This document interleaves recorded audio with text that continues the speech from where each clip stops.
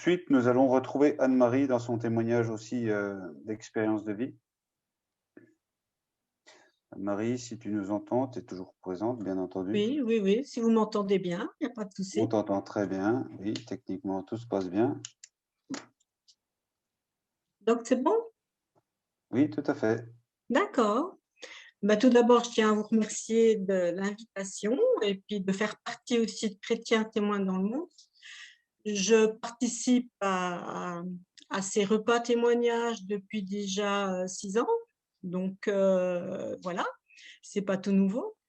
Je suis convertie, je connais le Seigneur depuis maintenant enfin, assez longtemps, on va dire plus de 25 ans. Allez, on va arrondir comme ça. Donc, je suis donc Anne-Marie Daniel, mon nom, et puis j'ai donc 9 enfants. J'ai eu 9 enfants, enfin, je les ai encore, et je suis veuve depuis 2008. Je viens d'une famille nombreuse aussi, comme quoi, des fois on se dit. Mes parents, du temps de mes parents, enfin, déjà pour parler de moi, c'était une vie très simple et mes parents se disputaient beaucoup. Et il n'y avait qu'un seul salaire qui rentrait à la maison.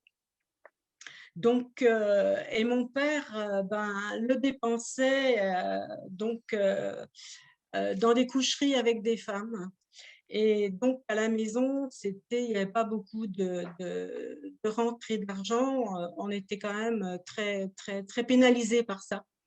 Donc, mon adolescence, ben, elle était vraiment en souffrance aussi parce que j'avais honte de ma famille, j'avais honte de mon papa, l'adolescence, c'est quand même assez compliqué.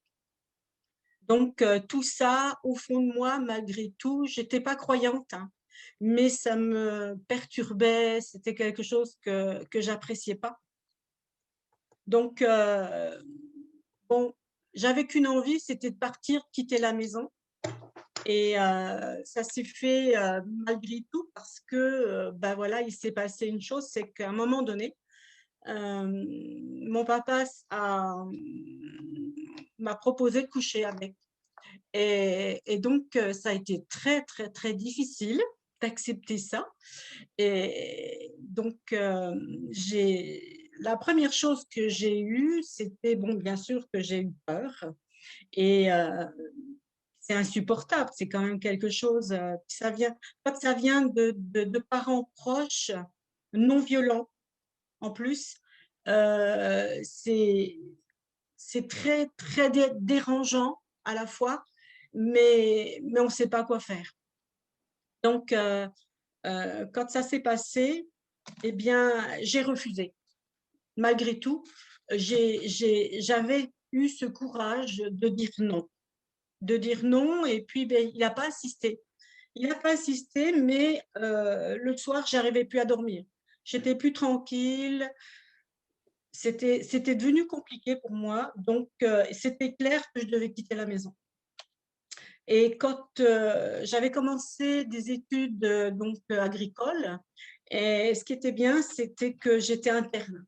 Donc, j'avais qu'une envie, c'était aller à l'école. Et quand je pouvais me sauver et aller ailleurs pour pas rentrer à la maison, j'évitais quoi.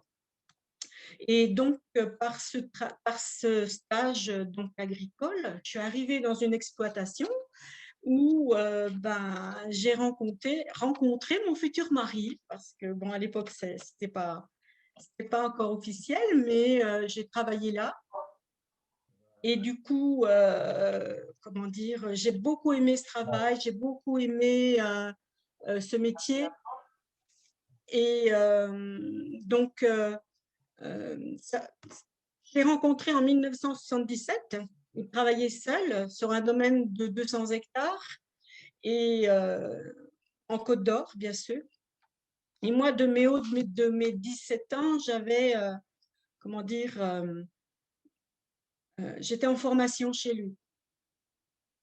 Euh, les semaines qui ont suivi, bien sûr, je restais à l'école, je ne voulais pas rentrer à la maison. Et il s'est trouvé que je me suis très vite attachée à mon futur mari. Et puis, pour moi, ça a été une échappée, mais en même temps, bon, bien sûr que je l'ai vraiment, c'est quelqu'un que j'ai aimé, c'est quelqu'un que j'ai apprécié. On avait 19 ans de différence. Donc, quelque part, je pense aussi, malgré tout, que il a remplacé le père que je n'avais pas, parce qu'il était absent, il n'était jamais là, il était ce père, hein. Donc, j'ai eu un mari qui s'est occupé de moi, mais c'était quelqu'un qui travaillait beaucoup. Donc, 200 hectares, 80 laitières, non, à l'époque, on avait 40 laitières, et puis, donc, on a continué, cheminé ensemble. Et comment dire, on a déménagé donc de la Côte d'Or pour arriver dans le Jura. Et dans le Jura, on s'est installé parce qu'en fait, mon mari, à 35 ans, a fait un infarctus parce qu'il travaillait beaucoup. Et suite à cet infarctus, il ne pouvait plus faire les céréales, il ne supportait plus les produits de traitement. Donc, on faisait les deux, on était céréaliers, on était éleveurs aussi. Donc, on s'est replié dans le Jura pour ne faire que de l'élevage. On avait tout quitté la Côte d'Or. Mais voilà, on s'est retrouvés dans un travail sur une exploitation où il y avait 80 laitières, donc beaucoup de travail, beaucoup de soucis aussi. Et il s'est trouvé que on a construit, en arrivant dans le Jura, un clé en main, donc pour les 80 laitières, avec matériel, salle de traite. On était les troisièmes en France à avoir installé ces premières installations Alpha Laval, pour travailler. Mais il s'est trouvé que ça n'a pas fonctionné correctement parce que c'était pas assez au point. Donc, c'est du matériel qu'on avait payé comptant, mais comme c'est tombé en panne, avec le comptable, a été décidé qu'on parte en justice parce que le matériel, on ne pouvait pas le remettre en route, on ne pouvait pas continuer. Et il s'est trouvé que on s'est mis dans les dettes parce que ce jugement a traîné pendant 15 ans, mais ça, on ne le savait encore pas. Donc, on avait un avocat qui nous avait dit, mais ce n'est pas de votre faute, parce que le matériel, vous l'avez acheté, mais il n'a pas fonctionné. Seulement, ce qu'on ne savait pas, c'est que ça allait durer aussi longtemps. Donc, on a mis tout notre argent là-dedans, et puis on a persévéré comme on a pu pour tenir bon. Et ça n'a pas donné ce qu'on voulait. Et on est parti en redressement judiciaire parce qu'on n'y arrivait plus. Et malgré tout, on a cherché des situations pour s'en sortir et on n'est pas arrivé. Donc, on est parti vraiment en liquidation. En, en 1990, mon mari a contracté un cancer du poumon. Et pendant 8 mois, il a vraiment été très, très, très malade. Mais avant ce cancer, on avait fait une rencontre. Alors, pour revenir un petit peu en arrière, mon mari, lui, il était chrétien, mais chrétien baptiste. Donc, voilà. Et moi, je n'étais pas croyante, mais bon, les choses ont fait que j'ai accepté. Je n'ai pas lutté contre la foi. Au contraire, je suis quelqu'un qui a accepté d'emblée, dès le départ, à suivre. Mais voilà, il n'y avait pas d'opposition chez moi, il n'y avait rien qui m'empêchait, je continuais. Mais je me posais quand même beaucoup de questions par rapport à tout ce qu'on vivait, parce qu'on entendait des témoignages, on entendait des belles choses, et moi je trouvais que on était vraiment dans des gros problèmes. À l'époque, j'avais 2 enfants, et donc c'était des gros soucis. Quand mon mari a eu ce cancer au poumon qui a duré 8 longs mois, je me suis retrouvée toute seule sur l'exploitation, à traire les 80 laitières, à s'occuper des veaux, à s'occuper de mes enfants, les emmener à l'école et tout. Et, et au bout de 8 mois, le médecin a annoncé qu'il n'y avait plus rien à faire, qu'il ne pouvait pas guérir, qu'il était condamné. Et, donc, c'était le choc. Et ce qui s'est trouvé, c'est que mon mari ne voulait pas aller à Lyon comme le médecin le proposait, faire de la chimio, alors qu'il était condamné. Donc, pour lui, ça n'avait aucun sens.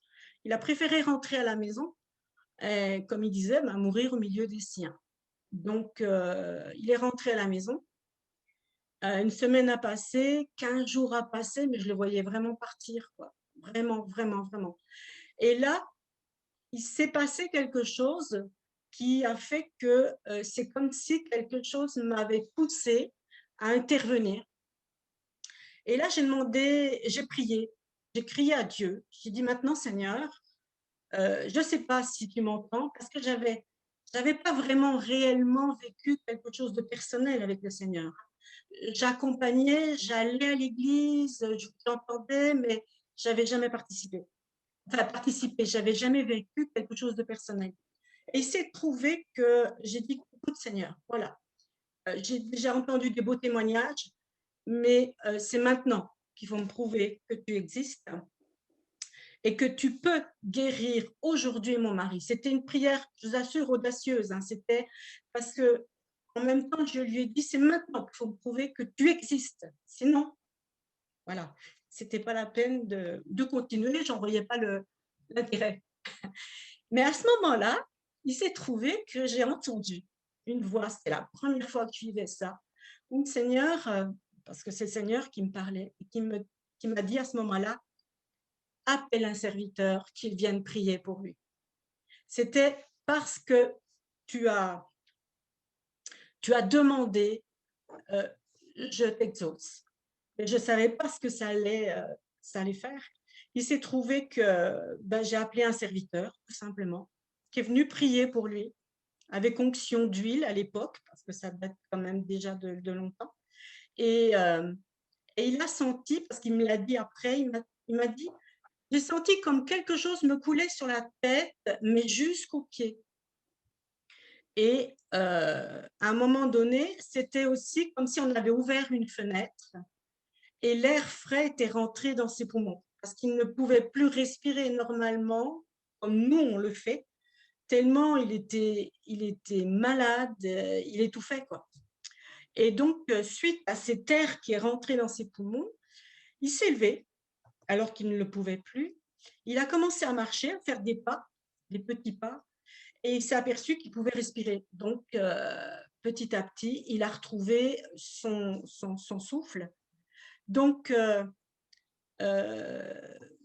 jour en jour, de semaine en semaine, et au bout d'un mois, tout avait disparu. Il avait retrouvé toute sa santé. Il avait retrouvé vraiment sa forme, son appétit et tout.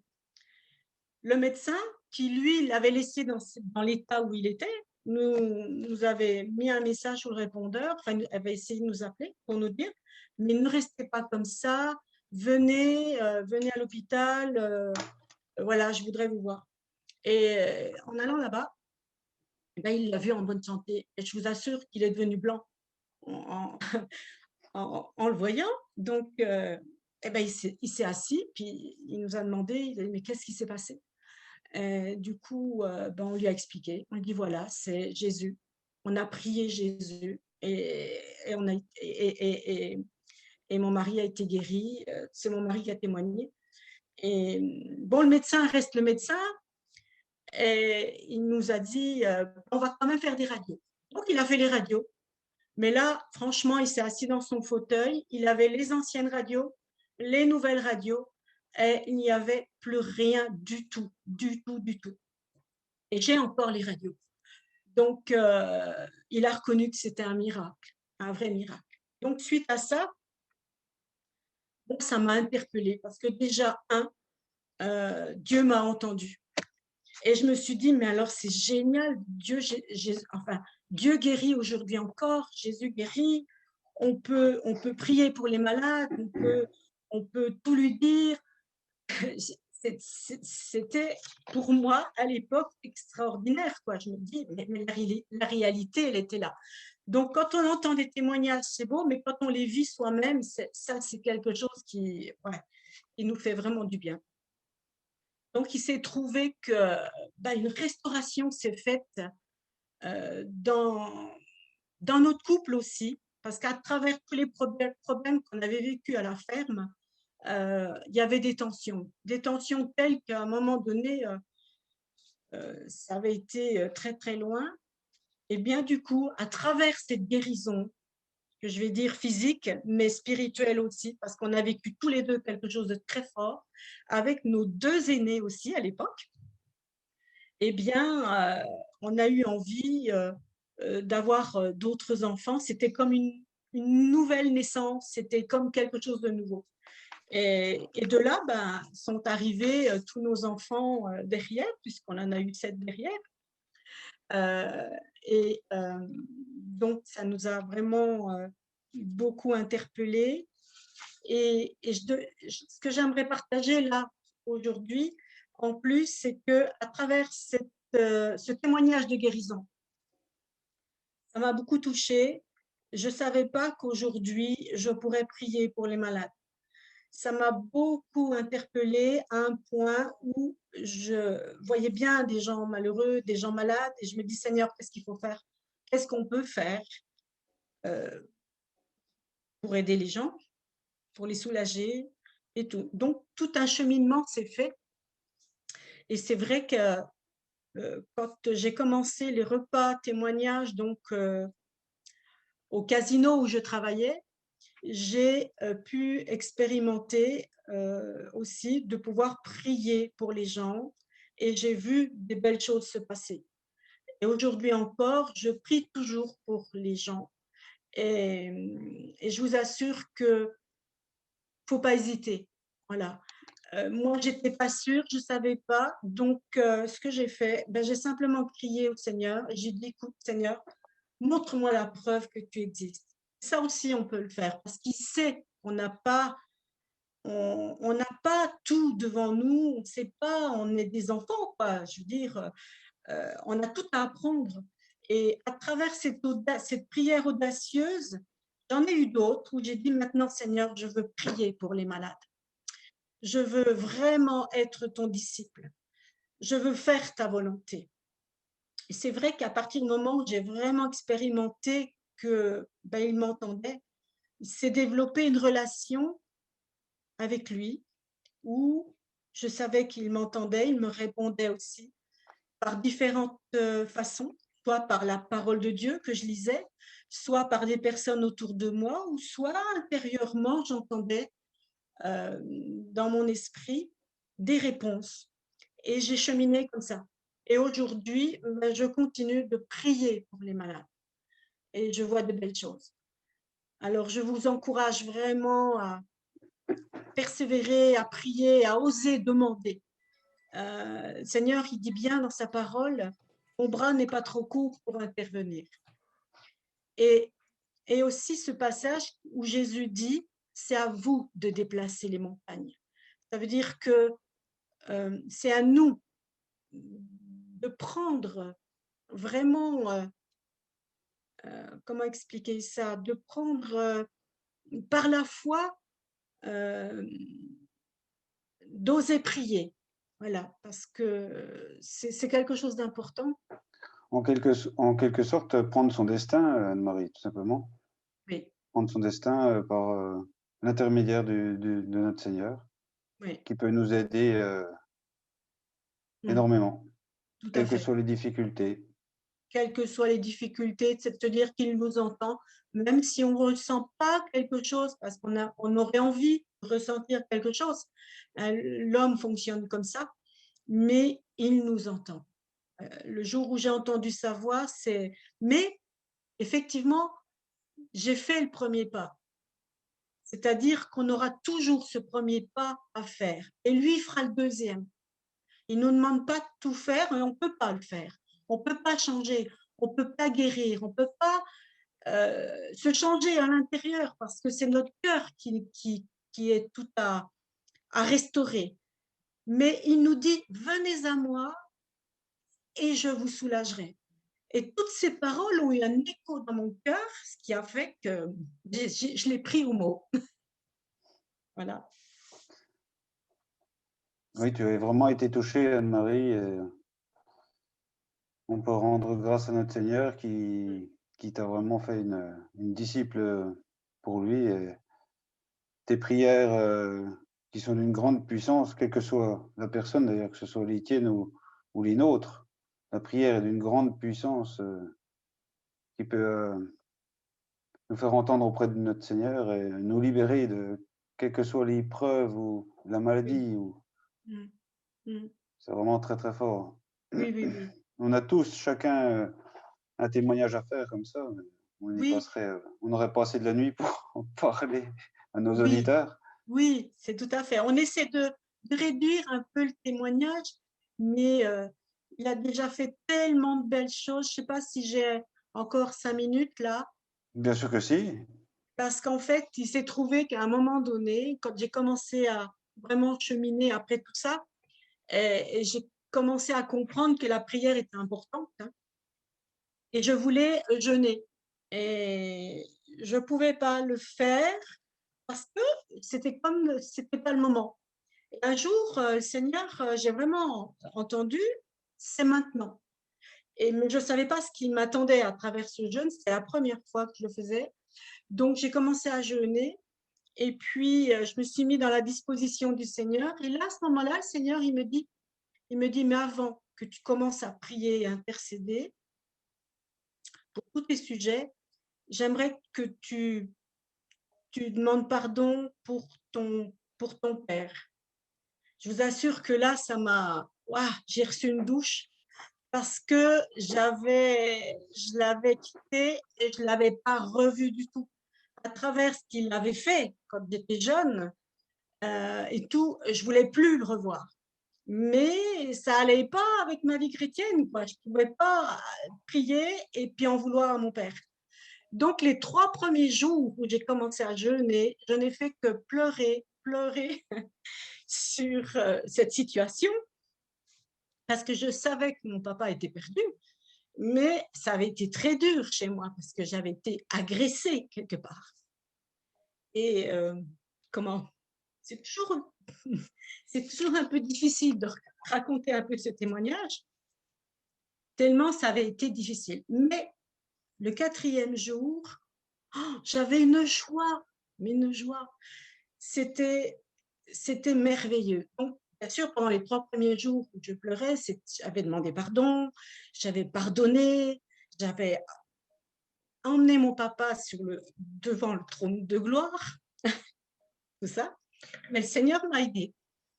Parce que le Saint-Esprit était là, il m'a aidé. Et le 4e jour, j'étais heureuse, mais vraiment, il y avait une joie, c'était quelque chose d'énorme. Je ressentais plus de colère, je ressentais plus de haine, je ressentais plus rien, rien.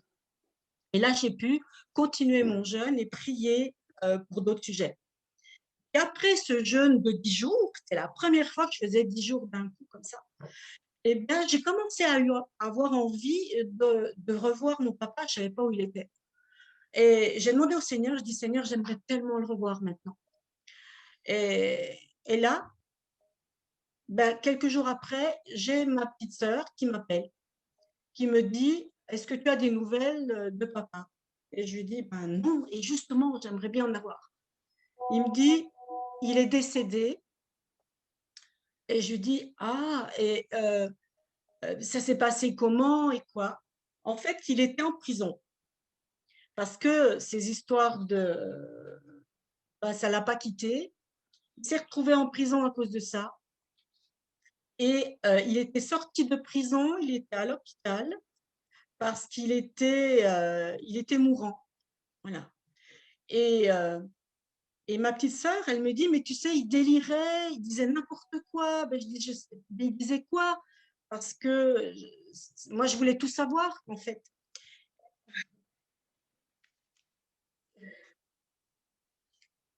Prends le temps, Anne-Marie, prends le temps. Alors, ce qui est extraordinaire, c'est que elle me dit, il délirait, elle me dit, il disait qu'il avait rencontré Jésus, que en fait, qu'il avait pardonné, qu'il avait donné son cœur au Seigneur et que en fait, après la discussion avec ma sœur, je savais qu'il avait rencontré un aumônier en prison et il avait demandé pardon, voilà. Et par contre, je lui ai demandé, mais quand est-ce que ça s'est passé? Elle m'a dit, elle m'a donné la date, ça s'est passé le jour où j'ai commencé à jeûner. Et il est décédé au bout des 3 jours. Mais comment?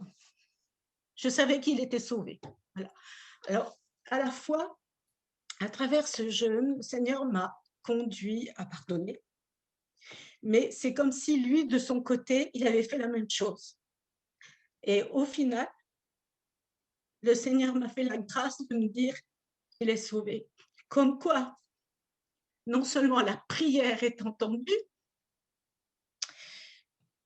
l'amour du Seigneur, en fait, c'est l'amour du Seigneur qui me touche comme ça, parce qu'il est tellement bon, il est tellement grand, il veut tellement nous aider dans toutes les situations. Il n'y a pas de petites situations, il n'y a pas de choses insignifiantes. Il entend tout, il voit tout, il comprend tout. Et à partir du moment où on s'approche de lui, vraiment, il vient nous aider. Mais dans toutes les situations, et ça vaut vraiment le coup, quoi. Voilà. C'était aussi ce que je voulais partager parce que ça a fait partie de ma rencontre avec le Seigneur. Moi, c'est après que j'ai vraiment vécu quelque chose de fort. C'est pas comme certains qui étaient malades et ils ont rencontré le Seigneur, ou j'ai déjà entendu des témoignages de drogués qui ont rencontré le Seigneur. Moi, ça s'est fait en douceur, mais ça a été puissant après. Le Seigneur m'a utilisé après par la suite très, très fort C'est à monté travers ce que j'ai crescendo. vécu. Voilà, C'est à monté travers ça. crescendo et puis Ouais, il, voilà. il va t'utiliser encore et encore, Anne-Marie. Ah oui, Merci. amen, amen, amen. Je suis toujours touchée. Je raconte ce témoignage, mais je Merci. sens tellement son amour. C'est Et ça nous fort. dépasse complètement. C'est Oui, oui, oui. Et quand comme je disait prie pour les Jean, gens, c'est pareil.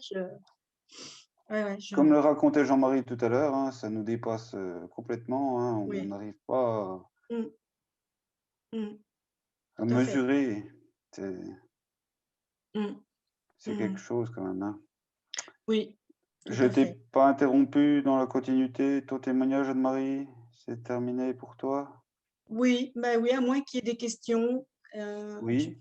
Mm, Si éventuellement certains auditeurs ont des questions à poser oui, à Anne-Marie,